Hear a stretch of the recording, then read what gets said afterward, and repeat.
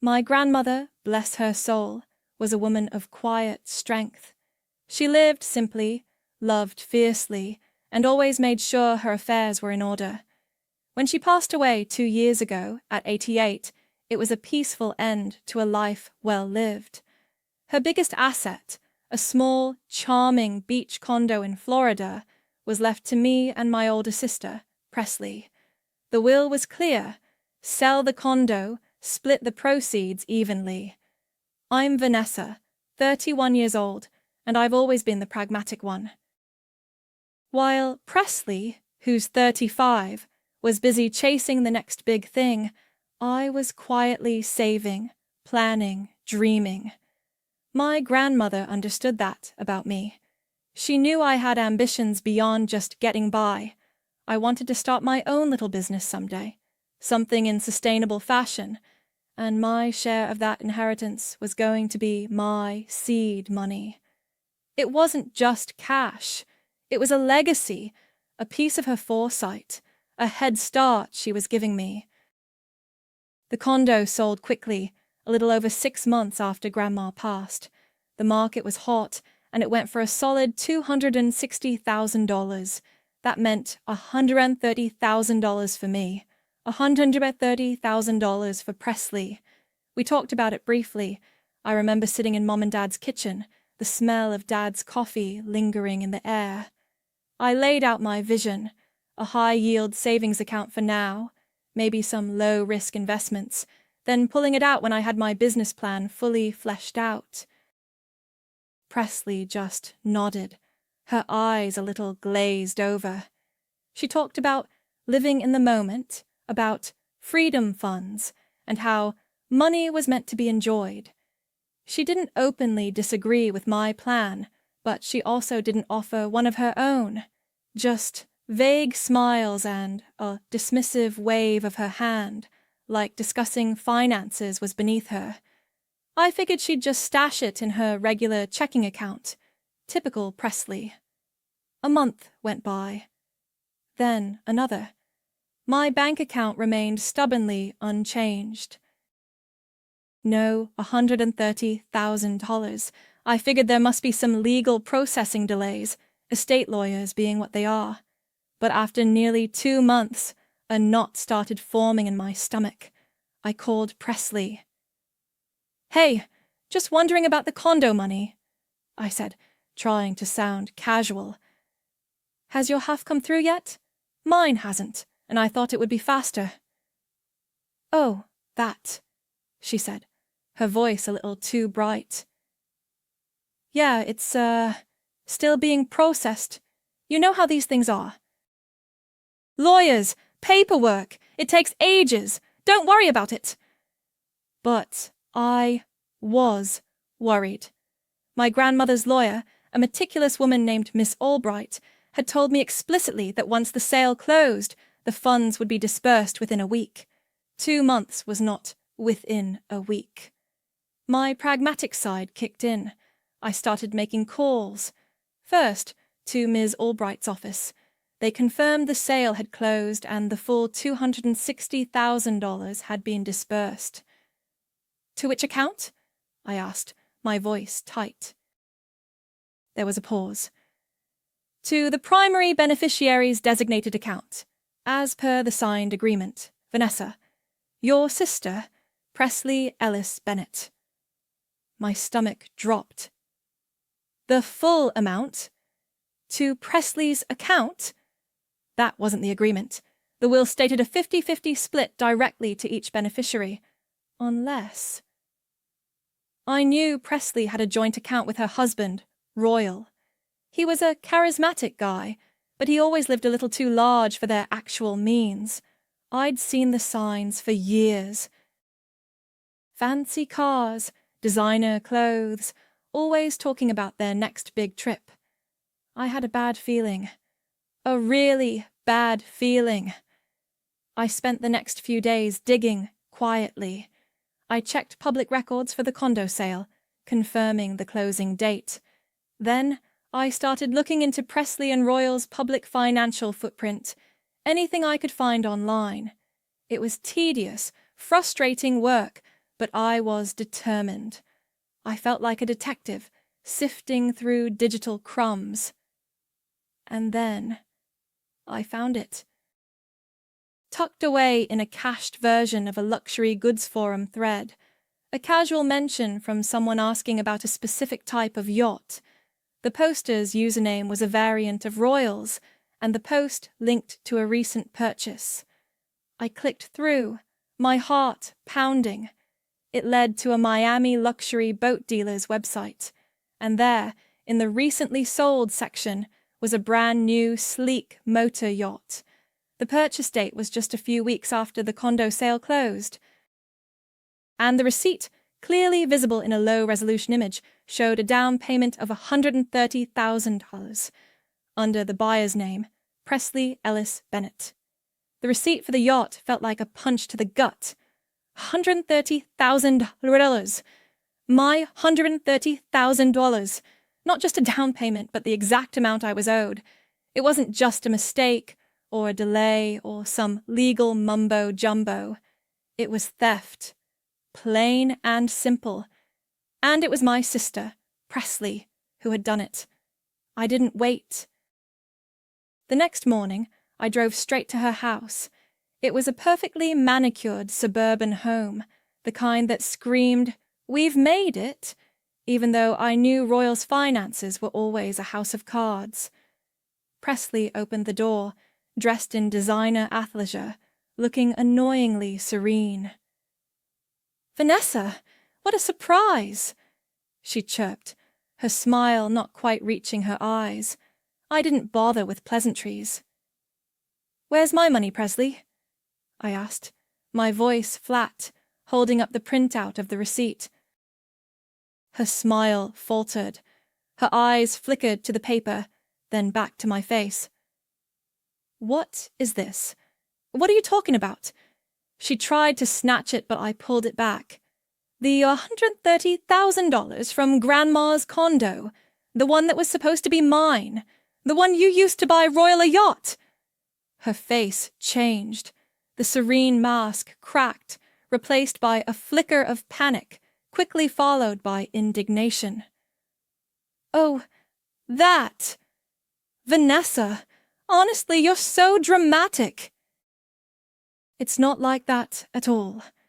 She crossed her arms, straightening her posture. "It's being handled differently for smart reasons, for our family's benefit." "Our family's benefit? Buying Royal a yacht is for our family's benefit?" I couldn't keep the disbelief out of my voice. "You stole my inheritance, Presley. My half. The money Grandma left for me." She laughed, a short, brittle sound. "Stole? Don't be ridiculous. You're overreacting." "Honestly, Vanessa, you're always so obsessed with money and status. It's a little sad, actually. You know, Royal had a really rough year, and this was just a little something to lift his spirits. It's an investment, really. It'll appreciate." "A yacht is not an investment, Presley. It's a depreciating asset that costs a fortune to maintain. And it was bought with my snumped money." "You had no right."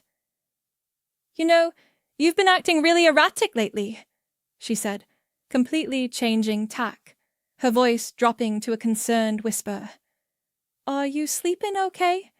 You seem stressed, maybe even a little depressed. I've been worried about you." My jaw clenched. This was her classic move. When cornered, she'd flip the script, make me the problem.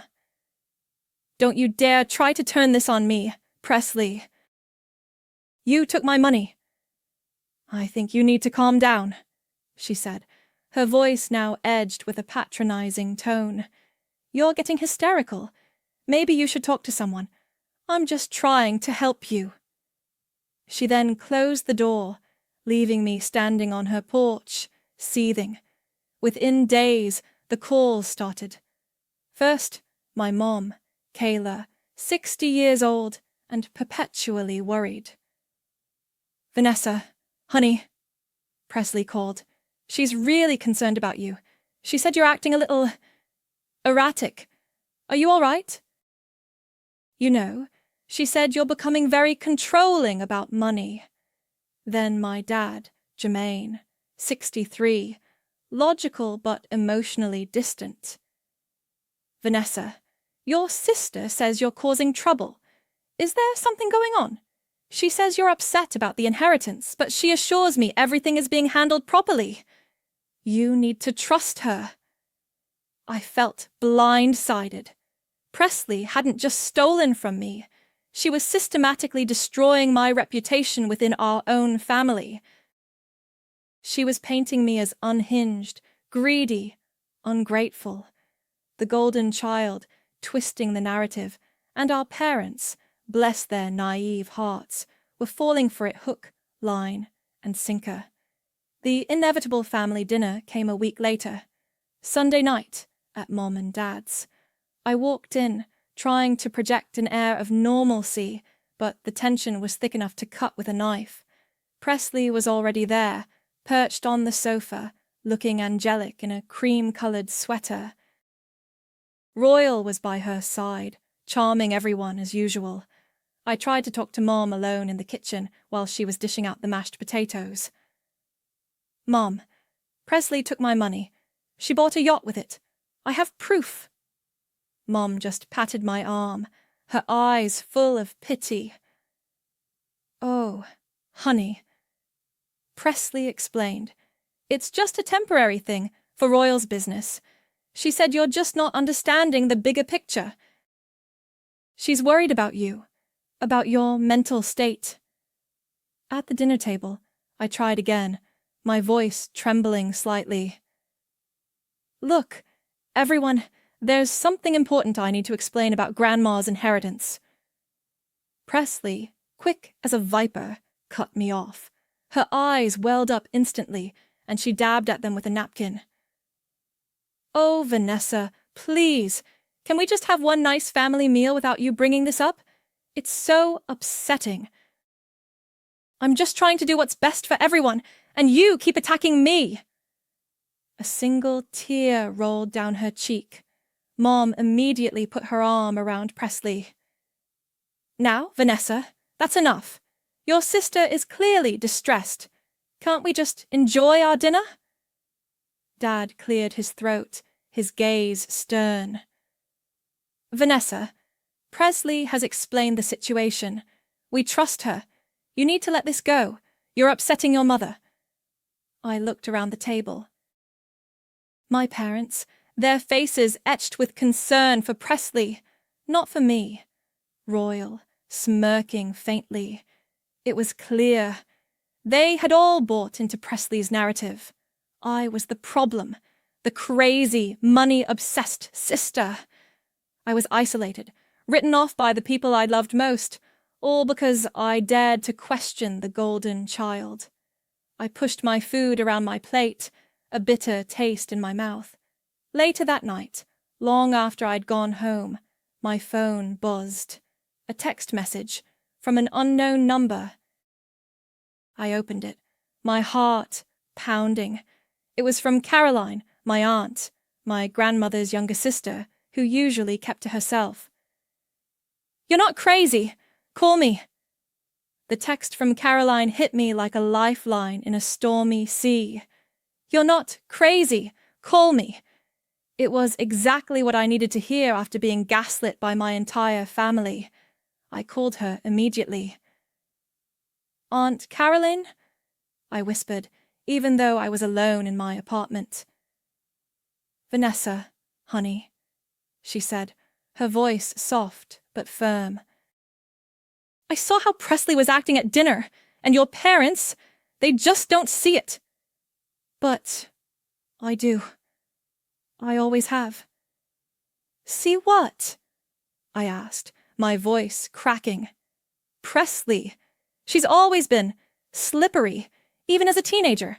Remember when she lost your scholarship application right before the deadline? Or when she forgot to tell you about that art competition you wanted to enter? She always had a way of making herself look good, even if it meant stepping on someone else. especially you." Aunt Caroline, 58, was Grandma's younger sister, and she had a quiet way of observing things. She wasn't one for drama, but she was sharp. "Grandma saw it too, you know," she continued. "That's why she made the will so specific about the 50-50 split, disperse directly. She wanted to protect you. She knew Presley had a way of acquiring things." "She forged my signature, Aunt Caroline," I blurted out, the words tumbling out. "On the documents to disperse the full amount to her account." There was a sharp intake of breath on the other end. "Oh, Vanessa, that's serious. That's not just slippery. That's fraud." "I know," I said, a cold resolve settling over me, "and I'm going to prove it." The next day, I called Natasha. Natasha Jordan, 34, had been my best friend since college. She was a software engineer, brilliant with anything digital, and fiercely loyal. She lived in a different city now, but we talked almost daily. "You need to come down here," I told her, laying out the whole story, from the condo sale to the yacht receipt to the family dinner disaster. "I need your help. I need to find everything, every single piece of evidence." Natasha didn't hesitate. "I'm on the next flight. This sounds like a job for a digital detective. And frankly, your sister sounds like a piece of work." She arrived 2 days later, armed with her laptop and an intense focus. We set up a makeshift war room in my living room, spreading out printouts, notes, and a whiteboard, while Natasha started digging into public records, financial databases, and any digital footprints she could find for Presley and Royal. I reached out to Samson. Samson Woods, 36, was my ex-boyfriend. We'd dated for 3 years, breaking up amicably about a year ago because our career paths were taking us in different directions.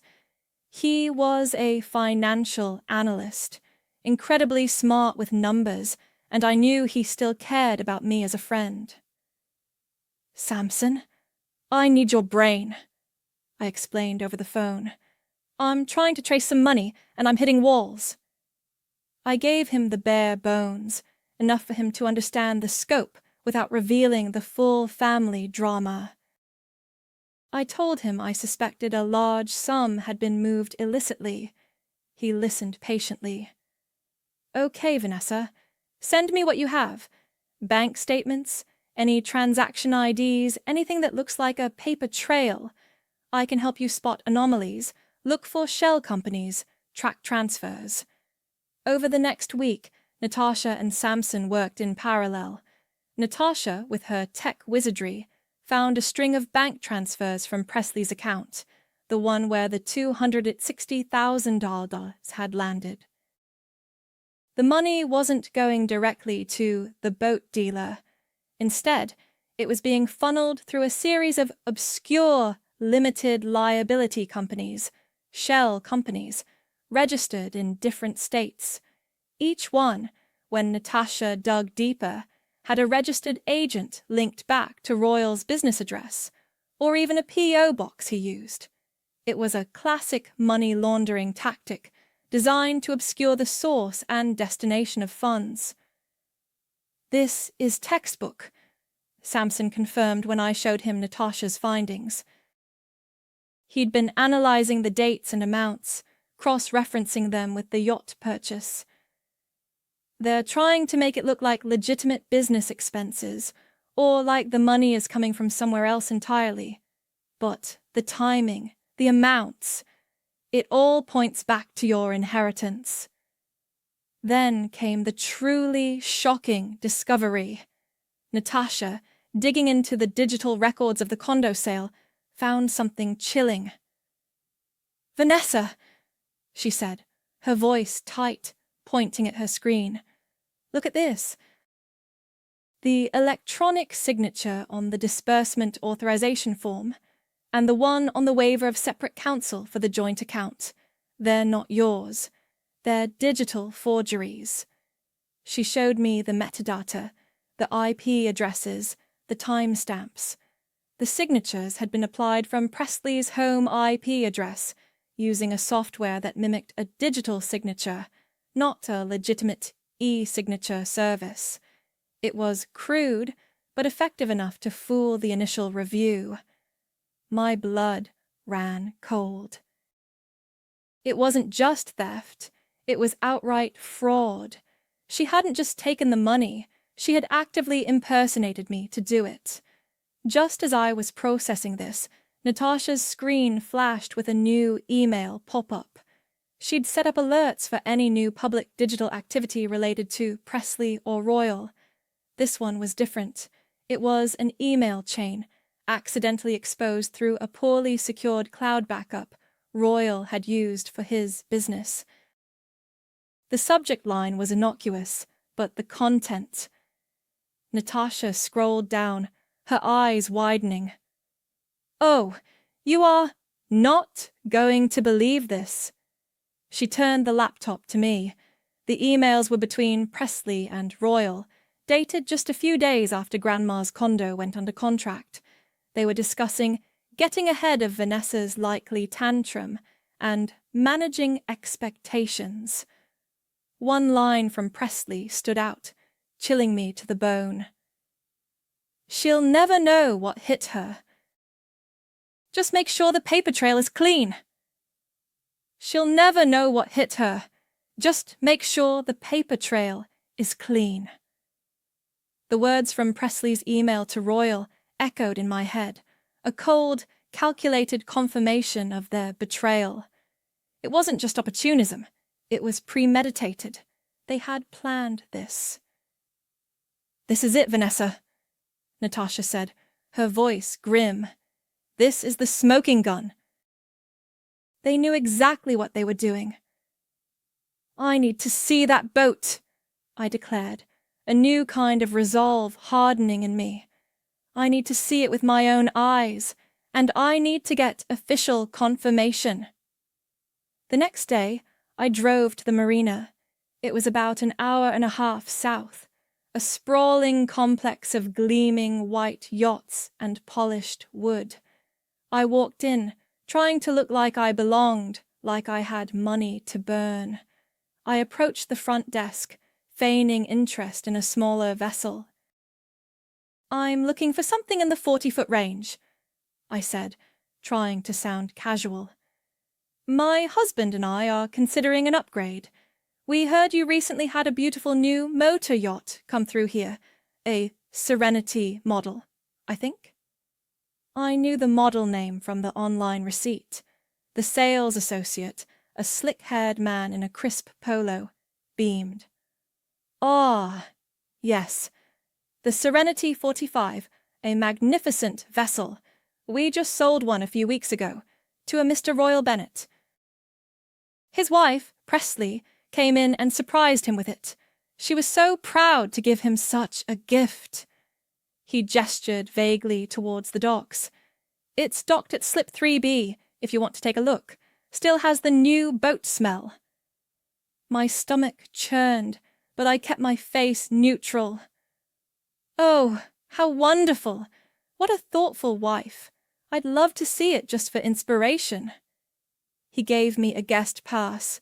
I walked down the pier, my heart pounding with a mix of rage and a strange, morbid curiosity.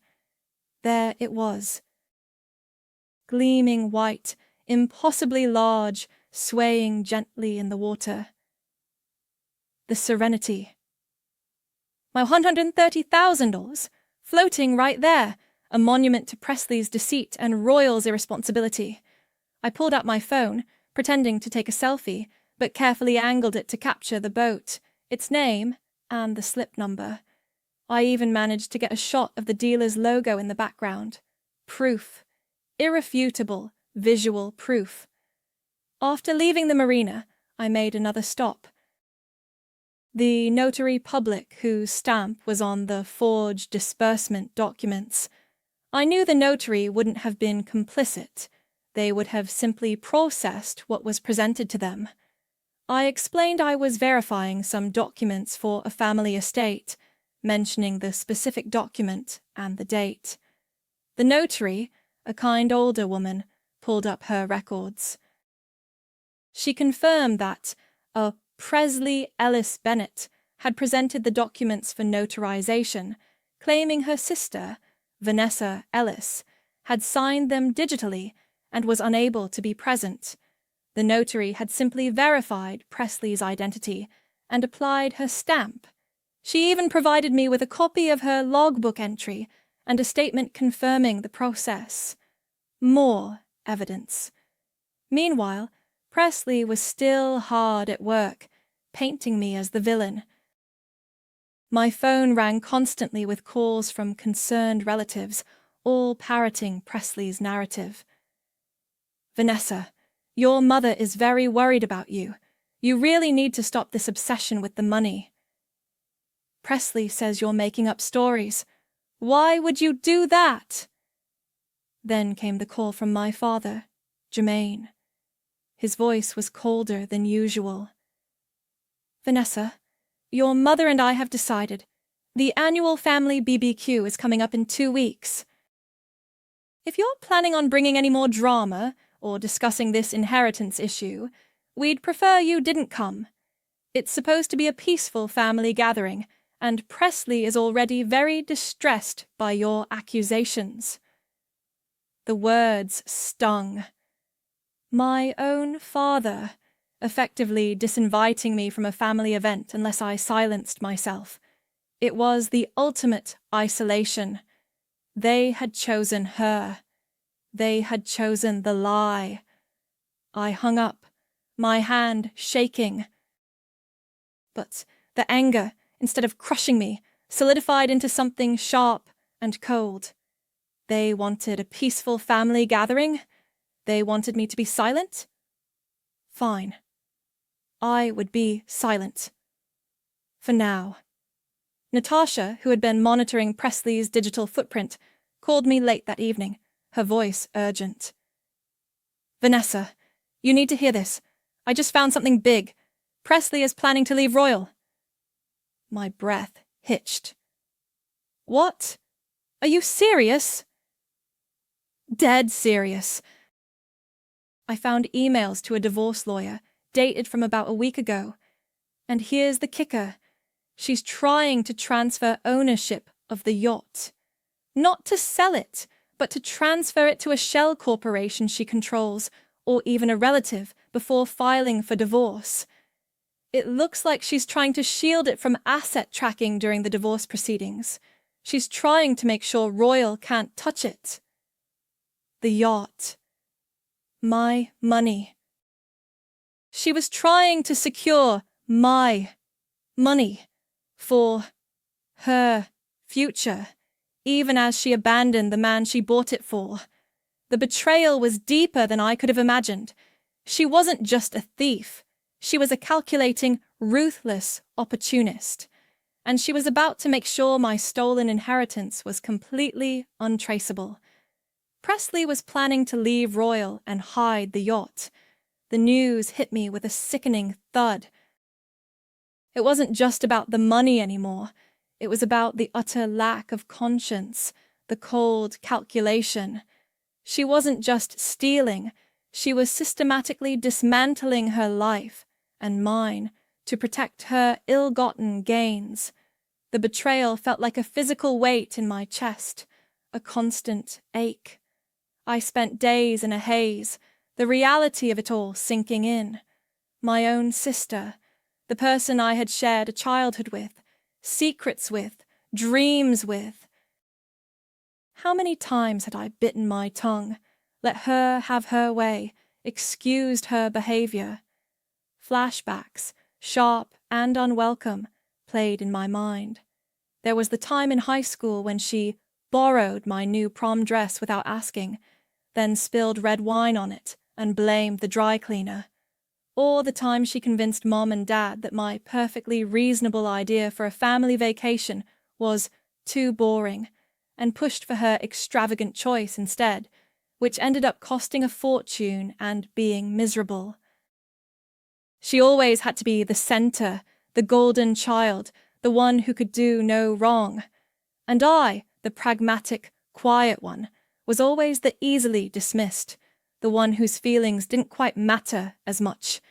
She'd lie, she'd manipulate, she'd undermine, and somehow she always got away with it, because she belonged on that pedestal. And I didn't. This time, though, was different. This wasn't a dress or a vacation. This was my future. This was Grandma's legacy. This was a direct, calculated theft, compounded by gaslighting and character assassination. The emotional toll was immense. I felt exhausted, angry, and deeply, profoundly sad. But beneath the sadness, a flicker of something stronger ignited, a quiet, burning resolve. "It's not about the boat," I told Natasha one evening, staring blankly at the wall of evidence we'd assembled. "It's about the lie. It's about her thinking she can just take what's mine, destroy my reputation, and get away with it." "So, what's the plan?" Natasha asked, ever practical. "We need to make a case," I said, my voice steady. "A legal case, but for the family. Something undeniable, something that leaves no room for doubt or tears or you're overreacting."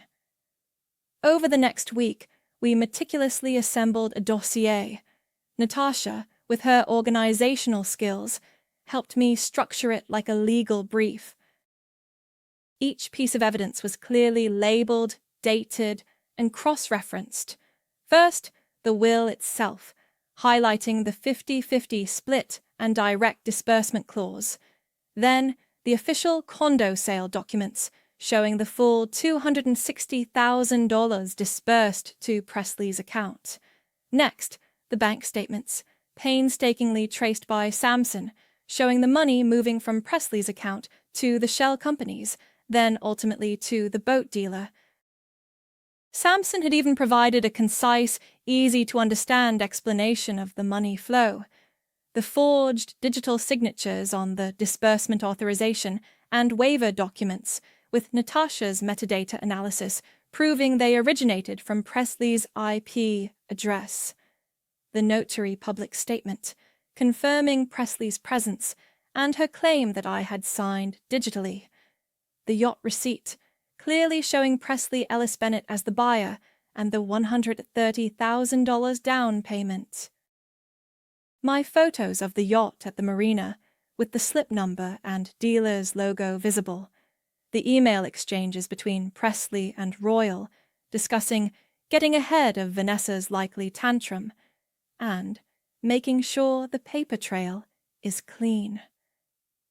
The final touch was something I'd stumbled upon by accident. Presley was notorious for leaving long, rambling voicemails, often when she was upset or trying to justify herself. I had a habit of saving them, mostly out of morbid curiosity. As I was going through old messages, I found a few from the weeks leading up to the yacht purchase, and even one from after I confronted her. In one, she was complaining to me about Royal's midlife crisis and how something big was needed to get him back on track.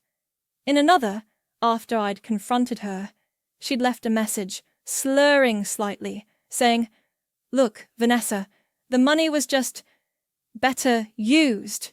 You don't even know what you'd do with it." This is important. It wasn't a direct confession, but it was damning, an indirect admission that she had diverted the funds. Natasha helped me extract the audio files, clean them up, and transcribe the relevant parts. The dossier grew into a thick, intimidating manila folder. Every page was a nail in Presley's coffin. It was cold, hard, irrefutable truth. The family BBQ was just 2 days away. My parents had made it clear I wasn't welcome if I brought drama. But I wasn't bringing drama. I was bringing facts. At 3 a.m., my phone buzzed, startling me awake. It was a voice memo from Presley. I opened it, my heart hammering. Her voice was low, almost a whisper, but laced with a chilling edge. "You don't know what you're starting," she said. "You have no idea what you're messing with." The threat hung in the air, but instead of fear, I felt a surge of defiant calm. Oh, I knew exactly what I was starting, and I was ready. The morning of the family BBQ dawned bright and deceptively cheerful. My parents' house, usually a hub of laughter and easy conversation on these days, felt charged with unspoken tension. I arrived precisely at 1 p.m., a small smile plastered on my face, carrying a plate of my famous chocolate chip cookies. The manila folder, thick with evidence, was tucked securely in my oversized tote bag. My mother, Kayla, 60 years old, greeted me at the door with a hesitant hug. "Vanessa, honey, I'm glad you came. Just, please let's have a nice day." Her eyes darted nervously to the living room, where Dad, Jermaine, 63, was already chatting with Aunt Caroline and a few other relatives. He gave me a curt nod. The air was thick with their unspoken warning. "Don't make a scene." I nodded back, my smile unwavering. "Of course, Mom. Just here to enjoy the family." I set the cookies on the dessert table, exchanging pleasantries with the relatives who were already there. Aunt Caroline, 58, caught my eye from across the room and gave me a small, almost imperceptible nod of encouragement. She knew. Presley and Royal arrived late, as always, making an entrance. Presley, 35, was glowing in a flowing white linen dress, her hair perfectly styled. Royal, 42, was all charm, shaking hands, laughing loudly, acting like he was the host of the actual event. They moved through the room, accepting compliments, radiating an aura of effortless success. Presley gave me a saccharine smile and a quick air kiss hello. "Vanessa, so glad you decided to join us after all.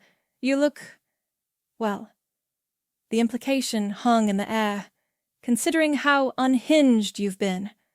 I just smiled back. "You too, Presley. That's a lovely dress." The afternoon unfolded slowly, agonizingly. The smell of grilled burgers and hot dogs filled the air. Kids ran around the yard. Small talk flowed, but beneath it, I could feel the undercurrent of judgment directed at me. The erratic sister. I watched Presley, holding court, accepting praise, completely oblivious to the storm I was about to unleash. She truly believed she had gotten away with it. Finally, dinner was served. Everyone gathered around the large patio table. Mom and Dad sat at either end. Presley and Royal positioned themselves prominently near Dad, and I found a seat opposite them, next to Aunt Caroline. Plates were piled high with burgers, potato salad, corn on the cob, the clinking of forks, the murmur of conversation. This was it. The perfect moment. I waited until everyone had their plates full, their attention focused on their food and the easy rhythm of family conversation. Dad cleared his throat, about to make his usual pre-meal toast about family and gratitude. Just as he raised his glass, I reached into my tote bag. My hand closed around the thick, familiar weight of the manila folder. I pulled it out slowly, deliberately, and laid it down in the center of the table, right between the potato salad and the ketchup bottle. It landed with a soft, yet definitive thud that seemed to echo in the sudden silence. Every eye at the table snapped to the folder. Presley's smile froze. Royal's casual posture stiffened. Mom's hand, reaching for her glass, paused midair. I took a deep breath, my voice calm, composed, and utterly devoid of emotion. I looked directly at my parents, then at Presley. "Since you all seem to think I'm the one trying to destroy this family," I said, my voice cutting through the silence, "and since you've all been so concerned about my mental state and my erratic behavior regarding Grandma's inheritance." I paused, letting the words hang in the air, letting the weight of their past accusations settle. Then I continued, my gaze sweeping over each face at the table. "I thought you deserved to see what really happened." My father, Jermaine, ever the logical one, was the first to react. His eyes, initially narrowed in annoyance, widened slightly as he looked at the folder. He reached out, his hand trembling almost imperceptibly, and flipped open the cover. The first page was a copy of Grandma's will, with the clause about the 50-50 split highlighted. Jermaine's eyes scanned it, then flicked to Presley, then back to the page. His face, usually so composed, went pale. Jermaine's face, usually so composed, went pale as he flipped the first page. His eyes, sharp and analytical, scanned the highlighted clause of Grandma's will. He looked up at Presley, then back down at the document, a flicker of confusion, then dawning understanding, crossing his features. The silence at the table was suffocating. No one dared to speak, their eyes fixed on my father and the manila folder. He turned the page. Bank statements. The full $260,000 disbursement to Presley's account. Then, the transfers to the shell companies, meticulously detailed by Samson. His brow furrowed deeper. He didn't need Samson's explanation. The numbers spoke for themselves. The money was clearly moving in a circuitous route designed to obscure. Presley, who had been frozen, suddenly let out a nervous, high-pitched laugh. "Dad, what is this? Vanessa, honestly, this is ridiculous. Are you trying to pull some kind of prank?" She tried to reach for the folder, but Jermaine instinctively pulled it back. He turned another page. The forged digital signatures. Natasha's analysis, clearly showing the IP address from Presley's home. The notary's statement, confirming Presley's claim that I was unavailable to sign. Jermaine's jaw tightened. "Presley," he said, his voice low, dangerous. "What is this?" She tried to laugh again, but it came out as a strangled sob. It's nothing. Vanessa is just making things up. She's obsessed." But the next page was the yacht receipt. $130,000. Presley Ellis Bennett, buyer. And then my photos of the Serenity, docked at the marina, the slip number, the dealer's logo. Irrefutable. Kayla, my mother, 60 years old, finally found her voice. "Presley, is this true? Did you buy a boat with Vanessa's money?" Her voice was laced with disbelief and hurt. Presley's composure shattered. She burst into theatrical sobs, burying her face in her hands. "It's not a big deal. It was for Royal. He needed it. Vanessa just doesn't understand." Royal, 42, who had been silent, his face slowly draining of color, suddenly pushed back his chair with a screech. "This is insane!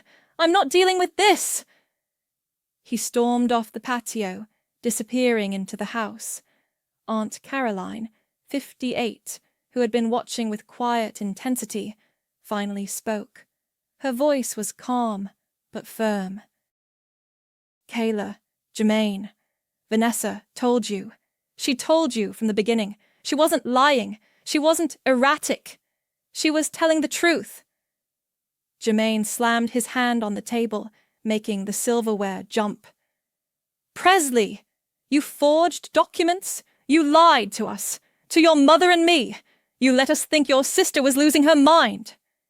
His voice rose to a roar. "This is betrayal. This is fraud." Cornered, Presley lifted her tear-streaked face. "It wasn't a big deal.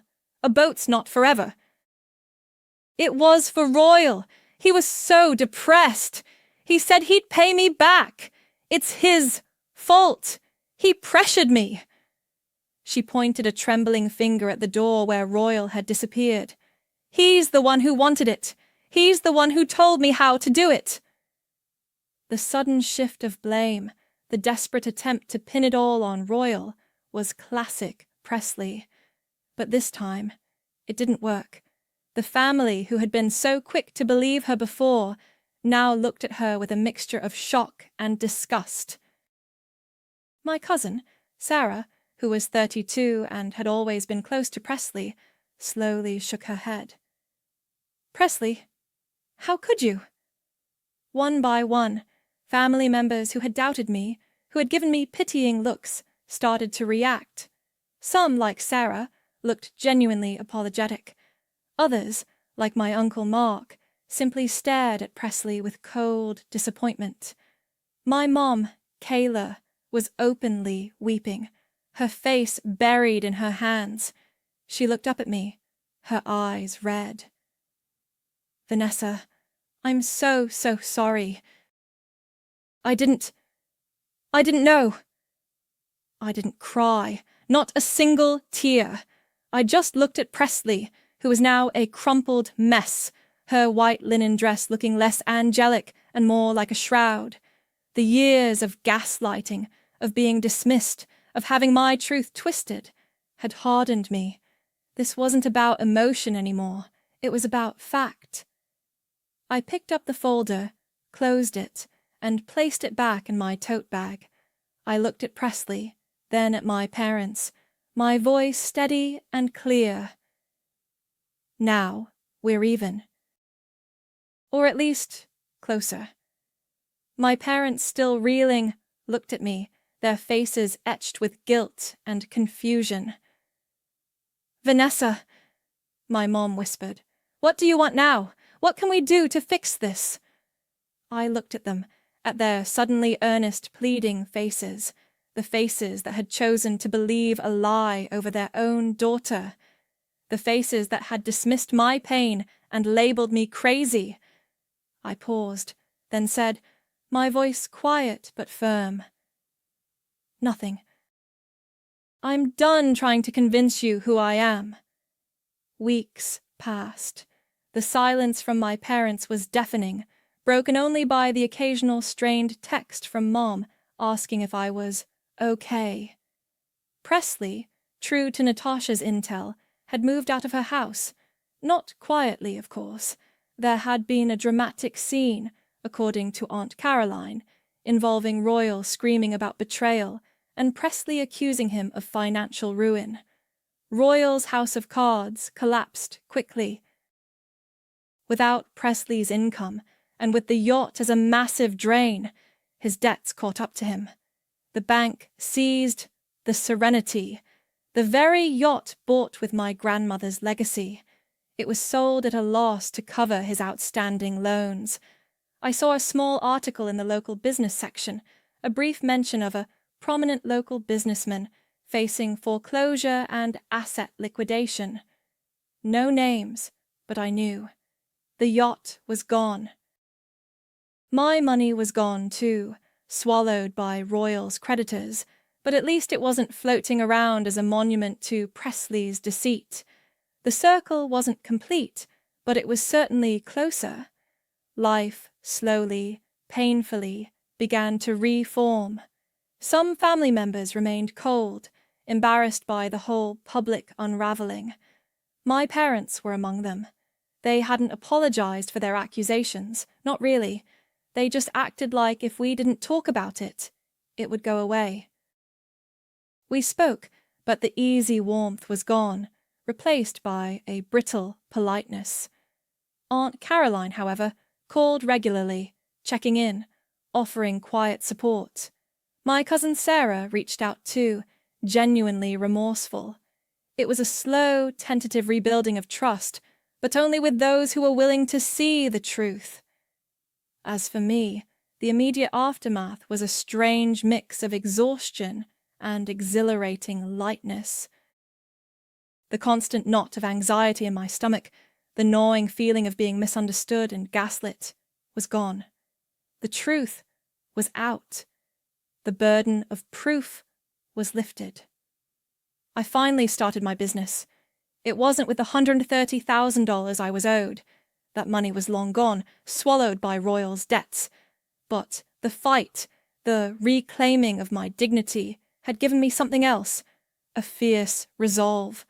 I had my own savings, accumulated over years of careful planning, and now, finally, I felt free to use them. Free from the shadow of betrayal, free from the need to prove myself.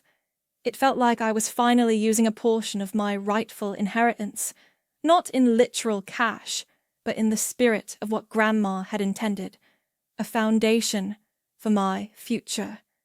My sustainable fashion line, small and slow, was finally taking shape.